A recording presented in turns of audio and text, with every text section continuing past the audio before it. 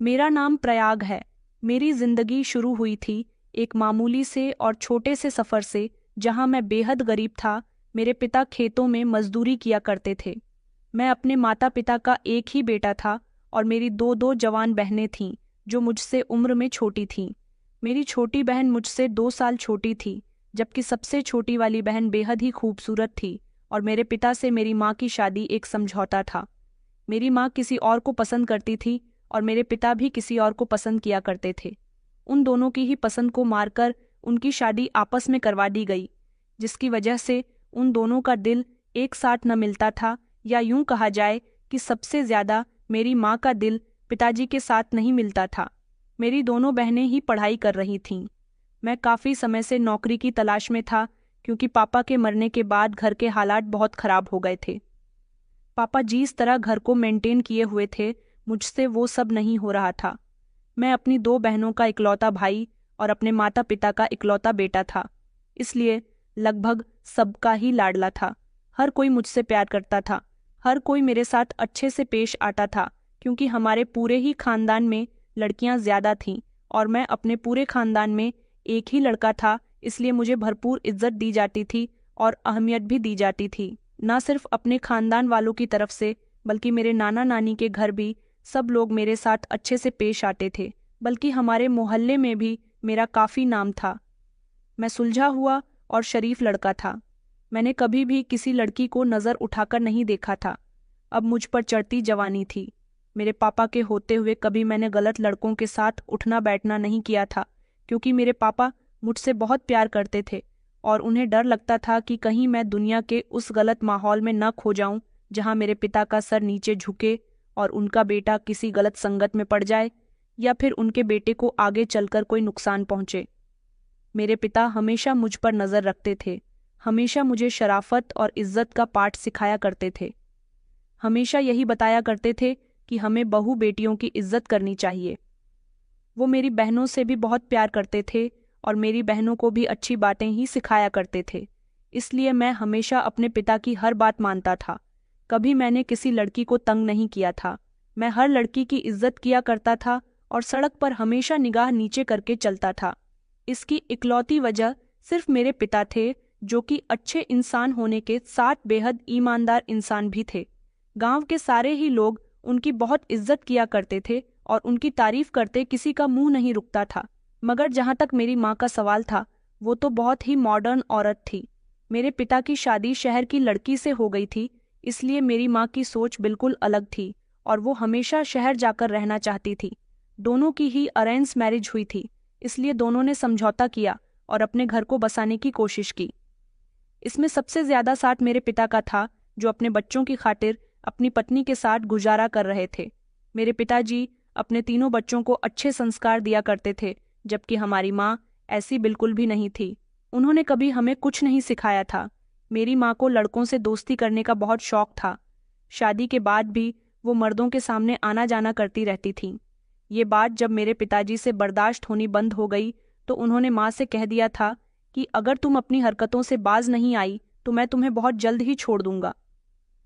मेरे माँ पिताजी हर दूसरे तीसरे दिन झगड़ा करते रहते थे और ये सब हम अपनी आंखों से तीनों भाई बहन देखते रहते थे, जिसकी वजह से हम तीनों भाई बहन की परवरिश पर गलत असर पड़ रहा था।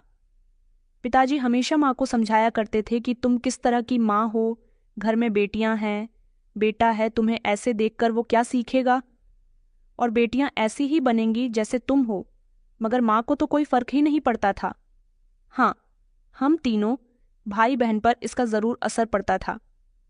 उन दोनों के झगड़े से हम तीनों डर जाते थे।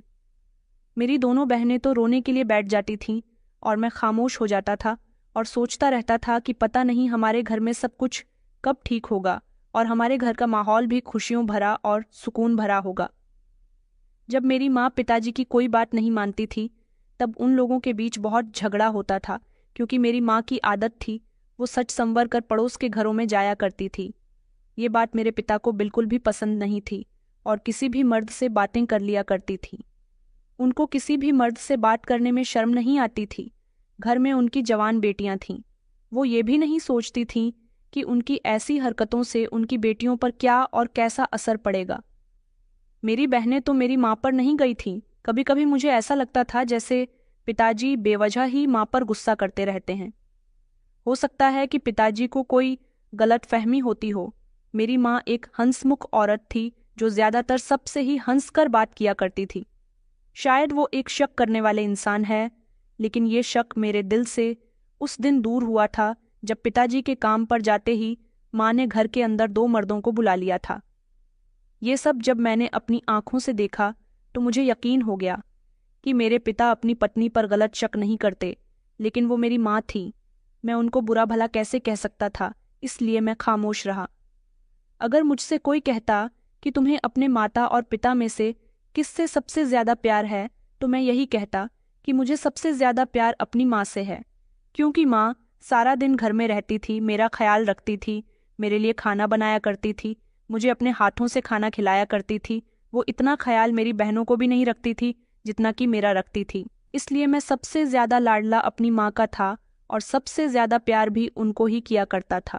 मेरी बहनें भी बहुत अच्छी थीं, घर के कामकाज किया करती थीं और साथ ही साथ पढ़ाई भी कर रही थी। एक दिन पिताजी हमें इस दुनिया से छोड़कर चले गए। हमें उनकी मौत पर बहुत अफसोस हुआ था। सबसे ज्यादा अफसोस माँ पर था, जिनको पिताजी के मरने के बाद अपनी गलतियों का एहसास हो गया था। उनको यही लगा कि उन्हें अपने पति की बात माननी चाहिए थी, मगर अब दौर कुछ और आ गया था। घर के हालात खराब हो गए तो मेरी बड़ी बहन ने नौकरी करनी शुरू कर दी थी। चाहता तो मैं भी यही था कि मेरी भी नौकरी लग जाए। मेरी बहन मुझसे छोटी थी। मुझे अच्छा नहीं लगा कि वो घर से बाहर निकलकर नौकरी करे, लेकिन मैं क्या करूं? मुझे कहीं नौकरी नहीं मिल रही थी। मेरी सबसे छोटी वाली बहन बेहद ही खूबसूरत थी। अभी उसकी उम्र सिर्फ 15 साल थी, लेकिन उसकी हेल्थ अच्छी थी, इसलिए वो बड़ी बहन के बराबर ही लगती थी। मेरी एक बहन का नाम आकांक्षा और दूसरी वाली बहन का नाम मीनाक्षी था। आकांक्षा ही स्कूल में टीचिंग करके पैसे लाकर दे रही थी, जिससे हमारे घर का गुजारा हुआ। एक दिन माँ कहने लगी कि बेटा, तुम तो जानते हो कि मैं शुरू से ही तुम्हारे पिताजी से शहर जाने के लिए कहती रही हूँ, क्योंकि मैं शहर की रहने वाली हूँ। यह मेरे गांव में मन नहीं लगता। अब तुम्हारे पिता इस दुनिया में नहीं रहे, यहाँ इस गांव में रखा ही क्या है? तुम लोगों के लिए कोई अच्छी सी नौकरी भी नहीं है। मैंने और तुम्हारे पिता ने तुम्हें पढ़ाया लिखवाना, लेकिन यहाँ कुछ काम नहीं आ रहा। मैं चाहती हूँ कि हम सब लोग मिलकर शहर चलते हैं। आकांक्षा भी यहाँ गांव के सरकारी स्कूल में नौकरी करके थोड़े ही पैसे लेकर आती है, लेकिन शहर में बहुत सारी नौकरियां हैं। प्रयाग बेटा, वहाँ तुम्हें भी नौकरी मिल जाएगी और आकांक्षा भी नौकरी करने लगेंगी। बल्कि मैं तो ये चाहती हूँ कि मैं खुद भी वहाँ कोई काम धंधा ढूंढ लूंगी। मुझे और मेरी दोनों बहनों को इस बात से कोई ऐतराज नहीं था। हमने सोचा कि माँ बिल्कुल ठीक कह रही है, इसलिए हम लोग अपना बोरिया बिस्तर बांधकर शहर के लिए रवाना हो गए थे।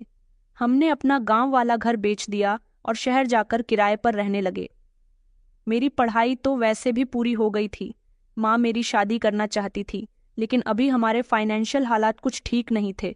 पहले मैंने सोचा था कि मैं अपनी बहनों की शादी करूंगा, छोटी बहन की भले ही ना कर सकूं। उसकी शादी में अभी काफ़ी समय है, लेकिन आकांक्षा की शादी पहले कर दूंगा, उसके बाद ही अपनी शादी करूंगा। मगर मुझे ये नहीं पता था कि शहर जाने के बाद मेरे रंग, ढंग, सोच, विचार सब कुछ बदल जाएंगे। मैं गांव में था तो एक सादगी भरी जिंदगी गुजार रहा था, लेकिन जैसे ही शहर पहुंच गया तो वहां मैं खुद पर कंट्रोल नहीं कर सका। यहाँ शहर में मेरे नए दोस्त बने। शहर में हमने किराए का घर ढूंढ लिया था और हमने अपना गांव वाला घर जो बेचा था, उसके पैसे हमारे पास मौजूद थे। उन पैसों से मैंने आकांक्षा की शादी कर दी। यहाँ शहर में ज्यादा समय तक मेरी बहन नौकरी तो न कर सकी, लेकिन इतना हो गया था कि उसके लिए एक अच्छा लड़का मिल गया था। मेरी बहन अपने ससुराल में बस गई थी और हम लोग यहाँ शहर में अच्छी तरह से एडजस्ट हो गए थे। मुझे भी शहर का माहौल अच्छा लगा था। अब पता चला कि माँ क्यों हमेशा पिताजी से शहर आने के लिए लड़ती रहती थी। मेरे पिता शुरू से ही अपने गांव में रहे थे, इसलिए उन्हें गांव के माहौल की आदत थी। उन्हें वैसे भी माँ का मॉडर्न माहौल और उनके मॉडर्न ख्याल पसंद नहीं थे। यहाँ शहर आने के बाद मेरी एक छोटी सी कंपनी में नौकरी लग गई थी, जहाँ मुझे अच्छे पैसे मिल जाया करते थे। कंपनी के ही कुछ लड़कों से मेरी जान पहचान हुई और उसके बाद वही जान पहचान दोस्ती में बदल गई। अब मेरे घर पर भी मेरी माँ और छोटी बहन मीनाक्षी ही रह गए थे। मीनाक्षी अभी अपनी पढ़ाई कर रही थी। यहाँ शहर आने के बाद उसे अच्छी शिक्षा हासिल हुई। शहर आने के बाद सब कुछ बिल्कुल ठीक चल रहा था। हमारे पास सब कुछ था। अगर कुछ नहीं था तो वो था हमारा अपना घर, जिसका हर महीने हमें ज्यादा कीमत पर किराया देना पड़ता था। लाइट का बिल, गैस का बिल, ये सारी ही चीजें मेरी कमर तोड़कर रख दिया करती थीं और मैं अकेला ही कमाने वाला था। मगर इस समय मेरी माँ ने मदद की। मीनाक्षी स्कूल चली जाती थी और मैं नौकरी करने के लिए चला जाता था।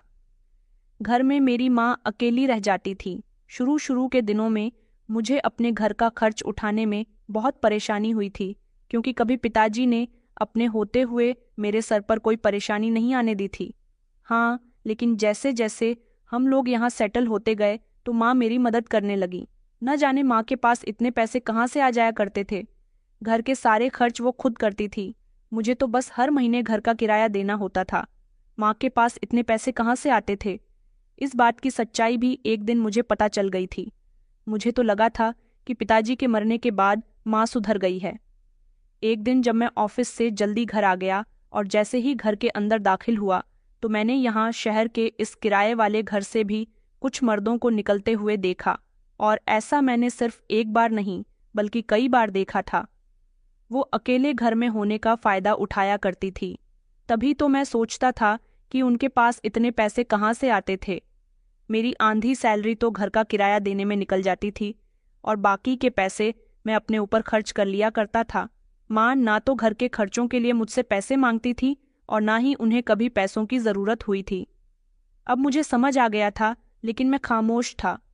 अपनी माँ से कोई सवाल नहीं कर सका। फिलहाल ये सब कुछ मेरी माँ मेरी छोटी बहन के और मेरे पीछे किया करती थी। जिंदगी इसी तरह से गुजर रही थी। मुझे नहीं पता था कि यहाँ शहर का माहौल और रंग ढंग कैसा होता है, लेकिन यहाँ मेरे नए दोस्तों ने मुझे सब कुछ सिखा दिया था। वो मुझे बार और क्लब भी लेकर जाते थे। मैं उनके साथ स्मोकिंग भी करने लगा था। देर रात तक घर आने लगा था। मैं हर तरह से बिगड़ चुका था। हाँ, मगर किसी औरत ये लड़की पर मैंने अभी तक गलत नज़र नहीं डाली थी, क्योंकि मुझे अपने पिताजी की कही हुई बात बहुत अच्छे से याद थी। वो हमेशा मुझे यही सिखाया करते थे कि बेटा, हर औरत और लड़की की इज्जत किया करो। हमारे घर की बहू बेटियां हमारे घर की इज्जत होने के साथ साथ रौनक भी होती है। अगर किसी की बेटी की इज्जत चली जाए तो उसकी रौनक भी साथ साथ चली जाती है। मैंने अपने पिताजी की इस बात पर अपनी गांठ बांध ली थी, लेकिन मुझे ये नहीं पता था कि यहाँ शहर आने के बाद मैं अपने पिता की कही हुई एक एक बात को भूल जाऊंगा। मैंने अपनी पुरानी नौकरी छोड़ दी थी, जिसको मैंने यहाँ शहर में आते ही किया था। मैं दिमाग से बहुत इंटेलिजेंट था, अच्छा खासा पढ़ा लिखा था, सब कुछ बहुत अच्छे से जानता था। मुझे ऐसा लगा कि गुजरते हुए वक्त के साथ साथ मुझे सैलरी कम मिल रही है, इसलिए मैंने उस नौकरी से अपनी जान छुड़ा ली और जहाँ ज़्यादा सैलरी मिल रही थी वह नौकरी करने लगा। लेकिन वह मेरी परफॉर्मेंस बहुत ही अच्छी रही। नौकरी करते करते मुझे उस कंपनी का मैनेजर बना दिया गया और अब मैं अपने बॉस का राइट हैंड बन चुका था। मेरे पास अब पैसों की कोई कमी नहीं रही थी। हमारे हालात बहुत अच्छी तरह से बदल गए थे। ये सब कुछ मेरी माँ की प्रार्थनाओं का नतीजा था, जो हमेशा मेरे कामयाब होने की प्रार्थना करती रहती थी। शहर आने के बाद पूरी तरह से हमारे दिन बदल गए थे। मुझे कामयाब होने में लगभग 7 साल का समय लग चुका था और मेरी उम्र 32 साल हो गई थी। माँ का कहना था कि बेटा, अब मैं तुम्हारी शादी करना चाहती हूँ। हमारे पास अब सब कुछ है, अब तो तुम शादी कर सकते हो। लेकिन मुझे ऐसा लगता था कि नहीं, मुझे अभी थोड़ा और पैसा कमाना है। मेरी बहन पूरी तरह से जवान हो गई थी और बेहद ही खूबसूरत थी। मेरा कहना था कि मुझे अभी शादी करने में 5 साल का समय और लगेगा।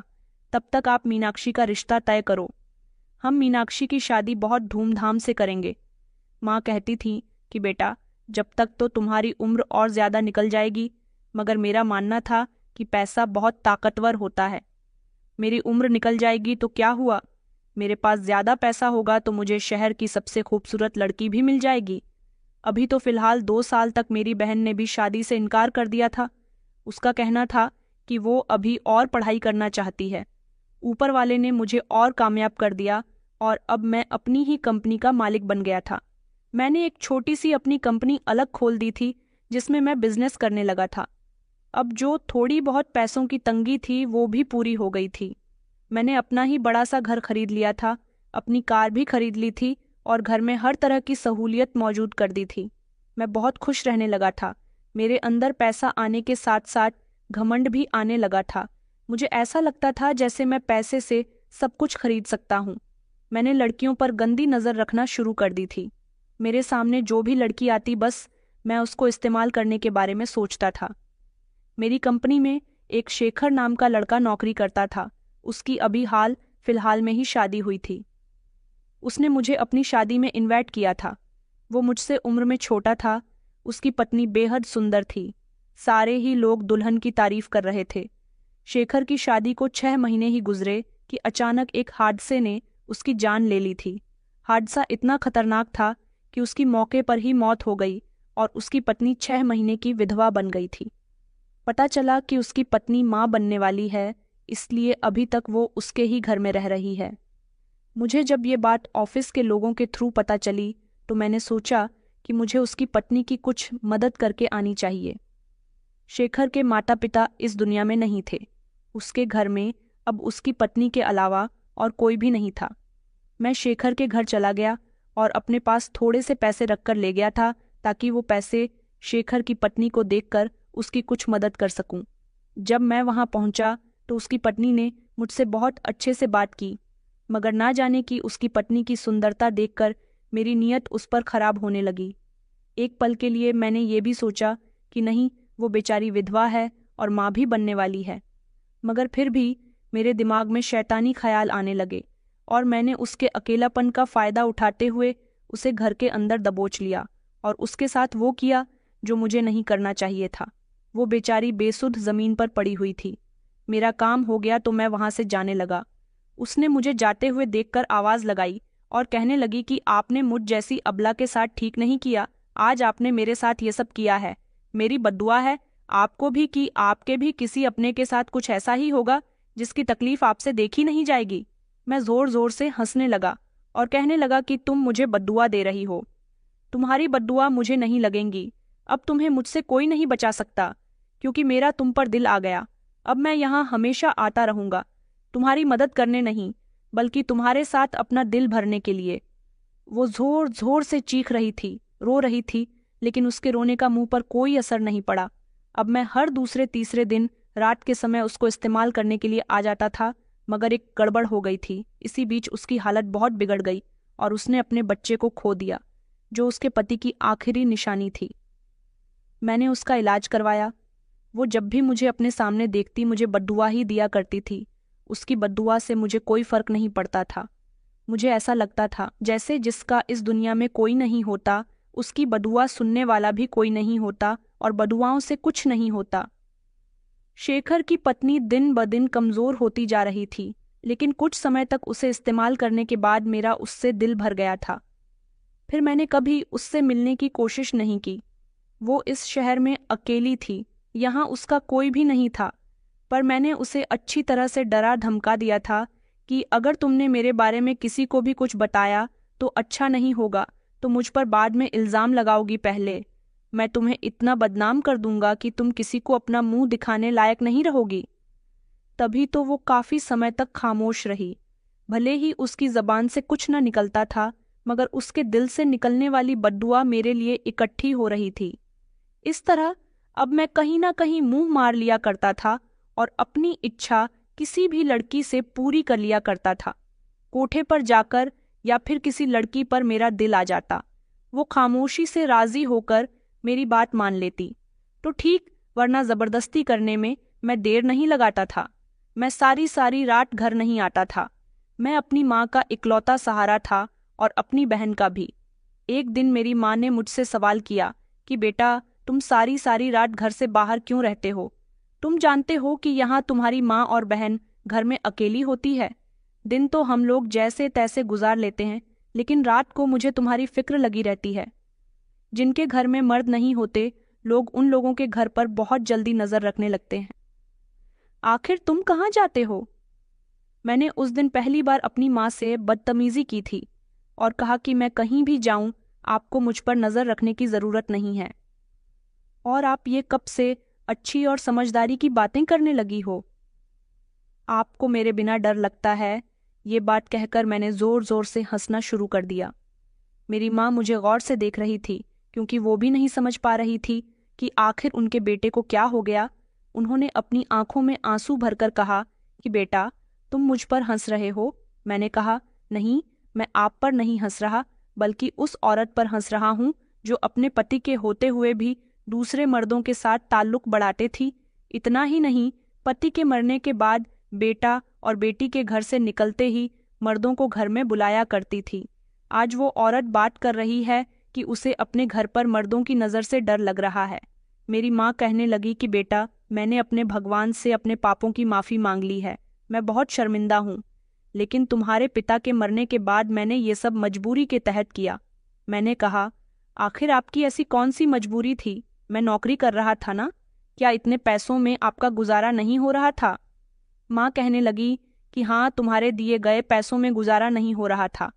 तुम इकलौते कमाई करने वाले थे और घर के खर्चे 10 तरह के थे। तुम्हारी शादीशुदा बहन भी यहाँ आती है, उसका भी लेन देन है, और भी 100 खर्चे हैं। अब मैं बार बार तो तुम्हारे आगे पैसों के लिए हाथ नहीं फैला सकती थी। जब मुझे दिख रहा था कि मेरे बेटे की कमाई अभी ज्यादा नहीं है, तो मैंने सोचा कि मैं अपनी जिंदगी में अपने पति के जीते जी बहुत सारे पाप किए हैं, लेकिन अगर अपने पति के मरने के बाद मैं अपने बेटे का बोझ हल्का करने के लिए ये पाप 1-2 बार और कर लूंगी तो कोई गलत बात नहीं है। माँ की बात सुनकर मुझे बहुत गुस्सा आया था। मैंने उनसे तो कुछ नहीं कहा, मगर मैं वहां से उठकर चला गया था, क्योंकि जब से मेरी माँ पर शराफत का भूत छाया था, वह मुझ पर हमेशा रोक टोक करती रहती थी, और उनकी रोक टोक अब मुझे बहुत बुरी लगती थी। मेरी बहन भी अगर मेरे सामने आ जाती तो मैं उसे भी डांट दिया करता था। मेरे अंदर कूट कूट कर घमंड भर गया था। मैं अपने आगे किसी को कुछ नहीं समझता था। मेरे बदलते हुए तेवर देखकर माँ को मेरी बहन की बहुत फिक्र होने लगी थी। अब वो जल्द से जल्द उसके लिए रिश्ता तलाश कर रही थी, और सुना था कि उनको उसके लिए एक अच्छा सा रिश्ता मिल भी गया था। उन्होंने कई बार मुझे इस बारे में बताने की कोशिश की थी, लेकिन मैंने उनकी कोई बात नहीं सुनी। शेखर की पत्नी के बजाय मैंने और भी बाकी सारी कमजोर और लाचार लड़कियों की इज्जत के साथ इसी तरह से खेला था, और अब मैं इस खेल में अच्छी तरह से माहिर हो गया था। मुझे जिस लड़की का भी डर होता कि ये मुझे बदनाम करने की कोशिश करेगी, मैं उसका मुंह बंद कर दिया करता था, पैसे देकर या फिर उसे डरा धमकाकर, जिसकी वजह से किसी भी लड़की की मेरे खिलाफ आवाज उठाने की हिम्मत ही नहीं होती थी। कुछ दिन और इसी तरह से गुजर गए थे। मेरी माँ के सामने धीरे धीरे मेरी हरकतें खुलने लगी थीं।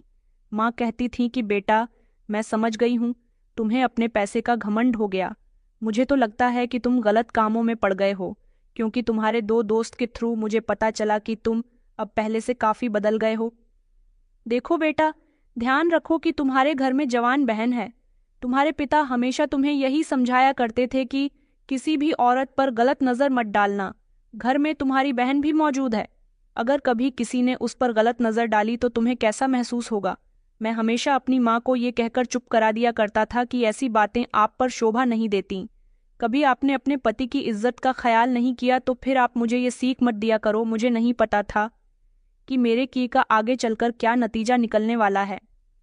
मैं तो हमेशा वही करता था जो मेरा मन करने लगा था। शादी करके मैं अपने आप को कैद करना नहीं चाहता था। सुना था कि जब लड़कों की शादी हो जाती है तो वो जितना अपनी जिंदगी को अपनी मर्जी के मुताबिक जीना चाहें, लेकिन शादी के बाद जिंदगी में बदलाव आ ही जाते हैं। पत्नी रोक टोक करने लग जाती है और बच्चे भी हो जाते हैं। मगर मैं ऐसा कुछ नहीं चाहता था। मैं चाहता था कि अभी मैं अपनी जिंदगी को और ज्यादा एंजॉय करूं। जो मेरा मन करता वो सब कुछ करूं। मेरे रास्ते में कोई रुकावट नहीं आनी चाहिए। अगर कोई लड़की मुझे बद्दुआ देती तो मैं बाद में बैठकर सोचा करता था कि मैंने गलत किया, मगर फिर ये सोचता था कि मैंने कुछ भी गलत नहीं किया। अमीर लोग कभी कुछ गलत नहीं करते, ये सारे तो उनके शौक होते हैं, बल्कि गलती तो हमेशा गरीबों से होती है। एक दिन मेरे दोस्त की बर्थडे पार्टी थी। उसने अपने घर में ही बर्थडे पार्टी रखी थी, और वहां पर उसने कुछ लड़कियों को भी बुलाया था। वहां से मौज मस्ती करने के बाद मैं अपने घर के लिए रवाना हुआ। रात काफी हो चुकी थी। सिग्नल पर गाड़ी रुकी तो मैंने फौरन ही अपनी जीभ से लाइटर निकालकर सिगरेट जला लिया था।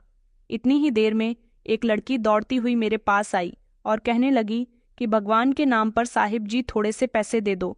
मेरे भाई बहन सुबह से भूखे हैं, मुझे उनके लिए खाना लेकर जाना है। सुबह से लोगों से भीख मांग रही हूँ, इतने पैसे जमा नहीं हुए कि अपने भाई बहन के लिए खाना लेकर जा सकूं। वो मेरे आगे हाथ जोड़कर कहने लगी कि साहब प्लीज़ पैसे दे दो ना। वो इतनी खूबसूरत लड़की थी कि उसकी सुंदरता, उसके फटे पुराने कपड़े और उसके मेले रंग के पीछे छुप गई थी। शायद वक्त और हालात ने उसे ऐसा बना दिया था। गरीबी इंसान को क्या कुछ करने पर मजबूर नहीं कर देती। शायद गरीबी के कारण और अपने परिवार का पेट भरने के लिए ये सड़क पर भीख मांगने के लिए उतर आई है। वो इतनी सुंदर थी कि मेरा चेहरा उसके चेहरे पर अटक कर रह गया था। वो कम उम्र की खूबसूरत लड़की थी। रात के अंधेरे में उसकी सुंदरता चमक रही थी। काफी देर तक मैं उसे देखता रहा था। उसको देखते ही मेरी उस पर नीयत खराब होने लगी थी। बस मुझे तो जैसे तैसे अपने मकसद को उससे पूरा करना था। मैंने सोचा कि क्यों ना इस लड़की का भी इस्तेमाल किया जाए। भले ही वो भीख मांगने वाली लड़की थी, लेकिन फिर भी मेरा दिल इस पर आ गया था। मैं काफी समय तक उसके चेहरे की तरफ देखता रहा तो वो मेरी आंखों के सामने हाथ हिलाते हुए कहने लगी कि साहब थोड़ा जल्दी कीजिए, मेरे बूढ़े पिता और छोटे भाई बहन घर में अकेले हैं और भूखे हैं। वो लोग मेरा इंतजार कर रहे होंगे। रात काफी हो चुकी है, मुझे अपने घर जाना है। मैं जाऊंगी तभी उन लोगों का पेट भरेगा। उन्हें मुझसे उम्मीद है, मैं उनकी उम्मीदों को तोड़ना नहीं चाहती। उसके शब्दों में बेहद तकलीफ थी और दर्द छुपा हुआ था, जिसको मैं अच्छी तरह से नोटिस कर रहा था। अगर मैं चाहता तो उसकी मदद कर देता और खामोशी से वहां से चला जाता, मगर मुझे भी तो अपना मकसद पूरा करना था। आज तक बिना फायदे के तो मैंने किसी का भी साथ नहीं दिया था, चाहे वो एक छोटा सा बच्चा हो या कोई जवान। मैं हमेशा ही अपना मतलब निकालने में कामयाब रहता था और इस लड़की से तो मेरा बहुत बड़ा मतलब था। मैंने उससे कहा कि मैं तुम्हें पैसे देने के लिए तैयार हूँ, पहले आओ तो मेरी गाड़ी में बैठ जाओ। मैं तुम्हें तुम्हारी मदद के मुताबिक पैसे भी दे दूंगा और आगे एक बहुत शानदार होटल है, वहां से तुम्हारे भाई बहन के लिए खाना भी पैक करवा दूंगा। उसके बाद तुम अपने घर आसानी से चली जाना, तुम्हारे भाई बहन तुम्हें देखकर खुश हो जाएंगे। वो अजीब नज़रों से मेरे चेहरे की तरफ देखने लगी और कहने लगी कि साहब मैं आप पर कैसे यकीन कर सकती हूँ। मेरे पिताजी ने मुझे मना किया हुआ है कि किसी के साथ कहीं मत जाना, भीख लेना और उसे जाने देना। मैं आपके साथ कहीं नहीं जा सकती और ना ही आपकी गाड़ी में बैठ सकती हूँ। आप मुझे ऐसे ही पैसे दे दीजिए, मैं अपने भाई बहन के लिए खाना खुद खरीद लूंगी। मैंने उस पर गुस्से से चिल्लाते हुए कहा कि तुमने मुझे गलत इंसान समझा हुआ है क्या? मैं तो तुम्हारी मदद करने के लिए यहाँ तुम्हारी बात सुन रहा हूँ। इतनी देर तक तो मैं किसी से भी बात नहीं करता। मैंने सोचा कि मैं तुम्हें इतने पैसे दे दूंगा कि तुम्हें कभी भीख मांगने की ज़रूरत नहीं पड़ेगी, मगर तुम तो मुझे ही ज्ञान दे रही हो। अच्छा तो ठीक है, फिर तुम मुझे गलत समझती हो तो मैं तुम्हारी मदद नहीं कर सकता। इतना कहकर ही मैं गाड़ी स्टार्ट करने ही वाला था। उसने फौरन ही गाड़ी का शीशा अपने हाथों से पकड़ लिया और कहने लगी कि अरे नहीं साहब, नहीं नहीं, ये बात नहीं है। मुझे पैसों की सख्त ज़रूरत है। मेरे पिताजी की भी मुझे दवाएं लेनी है। वो घर में बीमार पड़े हुए हैं और भाई बहन भूखे हैं, लेकिन मुझे डर लग रहा है। मैं आप पर विश्वास करने से डर रही हूँ। मेरे पिताजी कहते हैं कि हमें किसी पर भी आसानी से भरोसा नहीं करना चाहिए। वो लड़की मुझे बहुत ही समझदार और चालाक लग रही थी। मुझे उस पर गुस्सा भी आ रहा था, लेकिन मैंने ठान लिया था कि इसका तो मुझे कुछ न कुछ करना ही पड़ेगा। मैंने उससे कहा कि तुम्हें मुझसे डरने की ज़रूरत नहीं है। मैं तुम जैसे न जाने कितने लोगों की मदद करता हूँ। चलो मेरी गाड़ी में बैठो। देखो, अगर अपने भाई बहन का पेट भरना है और अपने पिता के लिए दवाई खरीदनी है तो मेरे साथ चलना ही होगा, क्योंकि यहाँ बीच रास्ते में तो मैं तुम्हारी कोई मदद नहीं कर सकता। काफी देर तक वो वहां खड़े होकर सोचती रही थी और मैं भी गाड़ी में वहीं पर बैठा रहा, उसको देखता रहा। इधर उसने मूर्खता दिखानी शुरू कर दी थी। वो एक नादान लड़की थी। मैं जानता था कि वो मेरे साथ चलने के लिए तैयार हो जाएगी। मैंने उसे और भी थोड़े से लालच दिए थे और इससे इधर उधर की बातें कर रहा था। बार बार उसके परिवार के बारे में भी पूछ रहा था, जिस पर वो अपनी आंखें नम करके अपने परिवार के बारे में मुझे बता रही थी कि वो बहुत गरीब परिवार की थी। अपने घर की गरीबी ही उसे यहाँ तक खींच कर ले आई थी। मैंने उससे कहा कि मैं तुम्हारी पूरी मदद करूंगा। पहले हम तुम्हारी फैमिली के लिए खाना ले लेते हैं और उसके बाद मैं तुम्हें खुद तुम्हारे घर छोड़कर आऊंगा। तुम्हारे पिता से भी मुलाकात करूंगा ताकि मैं उनको कोई नौकरी दे सकूं। फिर तुम्हें इस तरह सड़कों पर भीख मांगनी नहीं पड़ेगी। वो मेरी बात सुनकर खुश हो गई थी। मैंने उसे पूरी तरह से अपने भरोसे में उतार लिया था। वो आंखें बड़ी बड़ी करके कहने लगी कि आप इतने अमीर हो। मैंने कहा कि हाँ, मैं बहुत ही अमीर हूँ। एक बार मुझ पर भरोसा करके तो देखो, फिर तुम्हें खुशी होगी कि तुमने मेरी बात मानकर अपने परिवार का और अपना कितना बड़ा फायदा किया। वो बेफिक्र हो गई थी। मैंने उसे पीछे की सीट पर बैठने के लिए कहा था और खुद गाड़ी ड्राइव करने लगा। मैं बार बार शीशे में उसकी खूबसूरती को देख रहा था। वो मुझसे अजीबोगरीब सवाल कर रही थी। उसके चेहरे पर भी मुझे घबराहट साफ दिखाई दे रही थी। लगभग 10 मिनट तक मैं गाड़ी चलाता रहा था और उसे अपनी बातों में लेता रहा। उसके बाद मैं उसको एक सुनसान जगह पर ले गया था और वहां जाकर मैंने उसे गाड़ी से उतरने के लिए कहा। वो मासूमियत में गाड़ी से उतर गई थी और इधर उधर देखने लगी। सवाल करने लगी कि हम यहाँ पर क्यों आए हैं। शायद वो समझ रही थी कि उसने मुझ पर भरोसा करके बहुत बड़ी गलती की। आखिरकार वो जवान लड़की थी। वो घबरा गई और यही मैंने उसके साथ दरिंदगी को अंजाम दिया था। यहाँ उसकी चीख पुकार सुनने वाला कोई भी नहीं था। चारों तरफ सुनसान इलाका था। वो मेरे साथ काफी हाथापाई भी कर रही थी और मैं उसे काबू करने लगा। वो बार बार मुझे बद्दुआ दे रही थी, मगर मुझे तो कोई फर्क ही नहीं पड़ रहा था। मैंने उसकी इज्जत को नोच डाला था। उसका इस्तेमाल करने के बाद मैंने उसे वहीं पर फेंक दिया था। उसकी हालत बहुत खराब हो चुकी थी। वो सुनसान और जंगली इलाका था। वहां जानवरों का भी आना जाना होता था। मैंने सोचा कि सुबह तक कोई ना कोई जानवर इसे खाकर खत्म कर देगा। मैं उसे वहीं छोड़कर अपने घर आ गया था, लेकिन जैसे ही मैं घर पहुंचा तो घर में एक अजीब सा माहौल छाया हुआ था। हमारे घर पर पुलिस आई हुई थी। पुलिस को देखकर मैं घबरा गया। मैंने देखा कि मेरी माँ भी तड़प तड़प कर रो रही थी। मैंने कहा, ये सब क्या हो रहा है? माँ ने मुझे रोते हुए बताया और कहने लगी कि बेटा, तुम कहाँ थे? मैं तुम्हें कब से फोन लगा रही हूँ, तुम फोन ही नहीं उठा रहे हो। देखो बेटा, शाम के 4 बजे से तुम्हारी बहन गायब है। कॉलेज से आई ही नहीं। मैंने उसे हर तरफ तलाश कर लिया। कॉलेज वाले कहते हैं कि वो तो वहां से निकल गई थी। उसकी सारी सहेलियों से भी मैंने पूछताछ कर ली है। किसी को भी हमारी मीनाक्षी के बारे में कुछ नहीं पता। माँ की बात सुनकर मेरे पैरों तले से जमीन निकल गई थी। मैंने कहा, माँ, मीनाक्षी इधर कहीं ही होगी। आपने नेबर्स में चेक किया या नहीं? माँ कहने लगी कि बेटा कहीं नहीं है। मजबूरन मुझे पुलिस को बुलाना पड़ गया, मगर पुलिस वाले कहते हैं कि 24 घंटे से पहले उसकी गुमशुदगी दर्ज नहीं करेंगे। मैंने कहा, ऐसा कैसे नहीं करेंगे?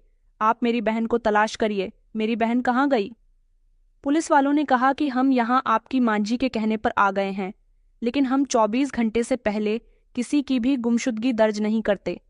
आप अपने दोस्तों में, रिश्तेदारों में, आस पड़ोस में अपनी बहन को तलाश करिए। उसके बाद हम लोग कोई अक्षय नन उठाएंगे। सारे आस पड़ोसी तो हमारे घर में मौजूद थे। मैं अपनी बहन को तलाश करने के लिए उसी समय घर से निकल गया था। उसके कॉलेज भी दोबारा से गया था। जितने लोगों को भी मेरी बहन जानती थी, मैं उन सबके पास चला गया था, लेकिन मेरी बहन मुझे कहीं नहीं मिली थी। धीरे धीरे 24 घंटे भी पूरे हो चुके थे। पुलिस ने भी मेरी बहन को तलाश करना शुरू कर दिया था, लेकिन मीनाक्षी का कुछ पता नहीं चल पा रहा था। मेरी माँ का रो रोकर बुरा हाल हो चुका था। परेशान तो मैं भी हो गया था कि आखिर मीनाक्षी कहाँ चली गई। मेरे दोस्तों को जब ये बात पता चली तो उन्होंने मुझसे कहा कि तुम्हारी बहन थी भी तो इतनी खूबसूरत कि कोई भी उसे देखकर उस पर फिदा हो सकता था। क्या पता किसी ने उसके साथ मौका मार लिया हो। मेरे दोस्तों ने ये बात हंसकर और मजाक में कही थी, लेकिन आज पहली बार मेरी छुपी हुई गरज बाहर को आ गई थी। उनकी बात पर मुझे गुस्सा आया और मैंने अपने दोस्तों के साथ हाथापाई करनी शुरू कर दी। कहा कि तुम लोगों की हिम्मत कैसे हुई मेरी बहन के बारे में ऐसी बातें करने की। मेरे दोस्त कहने लगे कि हम ये बात एक बार नहीं बल्कि कई बार करेंगे, क्योंकि तुम भी तो अभी तक ना जाने कितनी लड़कियों की इज्जत के साथ खेल चुके हो। अगर हमने तुम्हारी बहन के बारे में एक छोटी सी बात कह भी दी तो तुम इतना भड़क रहे हो। जिन लड़कियों की तुम इज्जत के साथ अब तक खेलते आए हो, वो भी तो किसी की बहन या किसी की बेटियां हैं। ये बात सुनकर ना जाने क्यों मुझे एक जोरदार झटका लगा था। क्या मेरे दोस्त बिल्कुल ठीक कह रहे थे? मगर नहीं, मेरी बहन बिल्कुल सही सलामत है। मेरी बहन ज़रूर कहीं चली गई है, वो मिल जाएगी।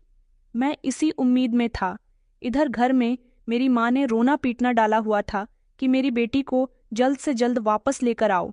मेरी शादीशुदा बहन और उसका पति भी हमारे घर पर आ गए थे। वो लोग भी हर तरह से मीनाक्षी को तलाश करने की कोशिश कर रहे थे। 3 दिन गुजर गए थे, मगर मीनाक्षी का कोई अता पता नहीं चला। उधर अखबारों में और सोशल मीडिया पर यह खबर हमारे शहर की चर्चा में थी कि जंगलों वाले रास्ते पर एक लड़की की बुरी हालत में लाश मिली है। जब ये बात मुझे पता चली तो मैं घबरा गया था और समझ गया था कि उसी लड़की की लाश है जिसको उस रात में सड़क पर यह सोचकर फेंक आया था कि कोई भी जंगली जानवर उसे खा जाएगा और इसी तरह उसकी लाश ठिकाने से लग जाएगी। मगर मुझे नहीं पता था कि उसकी लाश पुलिस के हाथ लग जाएगी। पुलिस ने उस लाश को हिरासत में लिया था और लाश को फॉरेंसिक के लिए भेज दिया गया था। पुलिस को ये पता चल गया था कि उस लड़की के साथ किसी ने दरिंदगी की है, तभी उसकी जान चली गई। पुलिस ने उसके परिवार का भी पता लगा लिया था, मगर मैं खामोश था और डर रहा था कि कहीं पुलिस मुझ तक न पहुंच जाए। अभी तक पुलिस को मेरे बारे में कुछ पता नहीं चला था। दूसरी तरफ मैं अपनी बहन की वजह से बहुत परेशान था। सारी परेशानियों ने एक साथ मुझे घेर लिया था। मेरा दिन रात का सुकून खत्म हो चुका था। मीनाक्षी कहाँ चली गई थी, मेरी कुछ समझ नहीं आ रहा था। मैं मीनाक्षी का पता लगाऊं या फिर अपने आप को पुलिस के डर से कहीं छुपाकर बैठ जाऊं। मगर लाख कोशिशों के बावजूद भी पुलिस मुंह तक पहुंच गई थी। पुलिस ने मुझे अरेस्ट कर लिया था और जब मेरे साथ इन्वेस्टिगेशन की गई तो ये बात सच साबित हुई थी कि उस भीख मांगने वाली लड़की के साथ दरिंदगी करने वाला इंसान कोई और नहीं बल्कि मैं ही था। जब ये बात मेरी माँ और बहन को पता चली तो उन्होंने कहा कि ये सब तुम्हारे ही कामों का नतीजा है जो तुम्हारी बहन गायब हुई है। हमें तो डर है कि कहीं तुम्हारे कामों का नतीजा तुम्हारी बहन को ना मिला हो। ये सुनकर मैं डर गया था। मेरी बहन मासूम थी, भले ही वो जवान थी, मगर वो बहुत सीधी सादी और भोली भाली लड़की थी। पुलिस के पास सबूत थे और सबूतों के तहत मैं इस बात को झुठला नहीं सकता था कि मैंने उस लड़की के साथ गलत नहीं किया। जिस सिग्नल पर मैं अपनी गाड़ी रोककर खड़ा हुआ था, वहां केसीसी टीवी फुटेज से मेरी गाड़ी का नंबर निकाल लिया गया था, क्योंकि वहां मेरी गाड़ी के पास ही खड़े होकर वो लड़की काफी देर तक मेरे साथ बातचीत करती रही थी और फिर वहां से मेरे साथ गाड़ी में बैठकर चली गई थी। उसके पिता ने पुलिस को बता दिया था कि उनकी बेटी किस एरिया में भीख मांगा करती थी, इसलिए पुलिस ने उसी एरिया के सीसीटीवी फुटेज खंगाले थे जहां से उनको आरोपी का पता चल गया था। पुलिस को शक था कि मैंने अपनी बहन को भी गायब करवाया है, लेकिन कोई भला अपनी बहन को गायब कैसे करवा सकता है। मुझे जेल लाया गया था, मेरी बहुत पिटाई हुई थी। यहाँ पैसा जान पहचान कुछ भी काम नहीं आया था और अब मुझे एहसास हो रहा था कि बदुआओं का असर कितना खतरनाक होता है, क्योंकि मुझे उन सभी की बदुआएं लगी थी जिनके साथ मैंने गलत किया था। मुझे सजा हो गई थी और मैं जेल की सलाखों के पीछे पहुंच चुका था। पुलिस ने मेरी बहन के बारे में भी पता निकाल लिया था। मेरी बहन की लाश उसके ही कॉलेज के एक लड़की के फ्लैट से मिली थी। दरअसल मेरी बहन के साथ भी वही सब कुछ हुआ था जो मैं दूसरी लड़कियों के साथ किया करता था। मेरी बहन को भी उसके ही कॉलेज के कुछ लड़कों ने फंसा लिया था और वो लोग उसे अपने फ्लैट में ले गए थे। वहां ले जाने के बाद उन्होंने उसके साथ दरिंदगी की और दरिंदगी के दौरान ही मेरी बहन अपनी जिंदगी की बाजी हार गई, तो उन्होंने उसे अपने फ्लैट में बंद करके काफी दिन तक रखा और फिर वो वहां से फरार हो गए। उस बंद फ्लैट से जब मेरी बहन की लाश मिली तो उसके आरोपियों का भी पता चल गया था। अब मुझे पता चला था कि बद्दुआओं का असर कितना खतरनाक होता है। मेरा पूरा परिवार एक झटके में बिखर कर रह गया। मैं जेल आ गया था। मेरी बहन इस दुनिया को छोड़कर चली गई। मेरी माँ ये सदमा बर्दाश्त न कर सकी तो वो भी जिंदा न रही। जब हम गलत रास्ते पर चलने लगते हैं तो हमें ये एहसास नहीं होता कि हम क्या कर रहे हैं और हमारे साथ आगे इसका बदला भी होने वाला है। तो दोस्तों, उम्मीद करती हूँ आपको हमारी कहानी पसंद आई होगी। कहानी पसंद आई है तो वीडियो को लाइक और चैनल को सब्सक्राइब करें। धन्यवाद।